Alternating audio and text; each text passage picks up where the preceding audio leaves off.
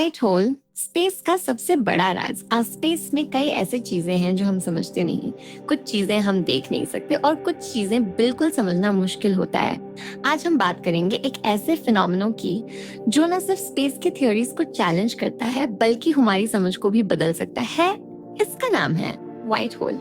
सबसे पहले आपको ब्लैक होल के बारे में पता होगा। ब्लैक होल एक ऐसी जगह होती है जहाँ ग्रेविटी इतनी ज्यादा होती है कि वो सब कुछ अपनी तरफ खींच लेता है। लेकिन व्हाइट होल का कॉन्सेप्ट बिल्कुल ऑपोजिट है। अगर ब्लैक होल चीजें अपने अंदर खींचता है तो व्हाइट होल उन चीजों को बाहर निकलता है। समझिए, ये जिस ब्लैक होल एक कॉस्मिक वैक्यूम क्लीनर हो, व्हाइट होल एक कॉस्मिक फाउंटेन हो सकता है जहाँ से चीजें कंटिन्यूअसली निकलती रहती हैं। व्हाइट होल का आइडिया सबसे पहले एल्बर्ट आइंस्टाइन की थ्योरी ऑफ जनरल रिलेटिविटी के इक्वेशंस में आया था। आइंस्टाइन ने ये प्रिडिक्ट किया था कि स्पेस टाइम को मॉडिफाई करने की वजह से कुछ ऐसे एनोमलीज भी हो सकती हैं जो मैटर को बाहर भेजते हैं। इस थ्योरी का एक और हिस्सा है जो कहता है कि व्हाइट होल्स और ब्लैक होल्स का एक लिंक हो सकता है। ये दोनों एक ही कॉस्मिक फिनोमेनो का हिस्सा हो सकते हैं। अगर एक ब्लैक होल किसी एक जगह पे मैटर को सक कर रहा है तो शायद किसी दूसरी जगह पे उसी मैटर को व्हाइट होल के थ्रू भेजा जा रहा हो। तो अगर हम व्हाइट होल की बात करें, हम इसका बेसिक काम ये है कि वो मैटर को स्पेस में स्प्रेड करता है। अगर कोई ऑब्जेक्ट या पार्टिकल व्हाइट होल के पास जाता है तो वो उस ऑब्जेक्ट को अपनी तरफ नहीं खींचता बल्कि उस स्पेस में चांद से भी ज्यादा फोर्स के साथ बाहर निकालता है। इसका मतलब है एक व्हाइट होल का साइज इंफिनिटी तक हो सकता है क्योंकि वो हर चीज को अपने अंदर अब्सॉर्ब नहीं करता, वो तो सब कुछ बाहर निकाल रहा होता है। अब हम ब्लैक होल और व्हाइट होल के बीच का फर्क समझते हैं। ब्लैक होल अपने मास और ग्रेविटी की वजह से हर चीज को अपने अंदर खींच लेता है। कोई भी चीज जो ब्लैक होल के इवेंट होराइजन से गुजरती है वो कभी बाहर नहीं आ सकती। लेकिन व्हाइट होल उसके बिल्कुल ऑपोजिट काम करता है। अगर कुछ इवेंट होराइजन के अंदर आता है तो वो कभी अंदर नहीं जा सकता है बल्कि वो चीज स्पेस में निकलता है। व्हाइट होल बनता कैसे है?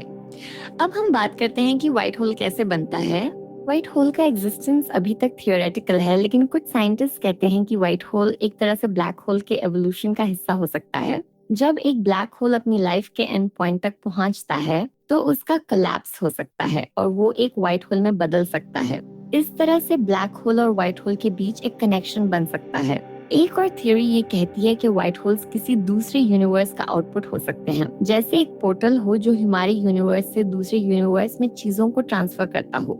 व्हाइट होल का एविडेंस। अब तक हमारे पास व्हाइट होल का कोई डायरेक्ट ऑब्जर्वेशन नहीं है। कोई भी व्हाइट होल को हमने अपनी टेलीस्कोप्स या स्पेस प्रोब्स के जरिए नहीं देखा, लेकिन कुछ एस्ट्रोनॉमर्स ये मानते हैं कि जो गम्मा रे बर्स्ट और कॉस्मिक एक्सप्लोजन्स हम देखते हैं उनमें शायद व्हाइट होल्स का इन्फ्लुएंस हो। जैसे गम्मा रे बर्स्ट जो सडनली स्पेस में इंटेंस एनर्जी रिलीज करते हैं, वो हो सकते हैं एक व्हाइट होल की इफेक्ट। व्हाइट होल्स और मल्टीवर्स थ्योरी। अगर हम व्हाइट होल्स को मल्टीवर्स थ्योरी के साथ कनेक्ट करें तो एक नए पर्सपेक्टिव से देख सकते हैं। कुछ थ्योरीज कहती हैं कि हमारा यूनिवर्स एक मल्टीवर्स का हिस्सा हो सकता है जहां हर एक यूनिवर्स एक अलग व्हाइट होल का रिजल्ट हो। हर एक व्हाइट होल अपने यूनिवर्स की चीजें एक दूसरे यूनिवर्स में ट्रांसफर कर रहा हो। अगर ये सच है तो हमारी समझ के लिए ये एक व्हाइट होल मिल गया तो अगर कभी व्हाइट होल का प्रूफ मिल गया तो ये हमारी समझ को पूरा बदल देगा।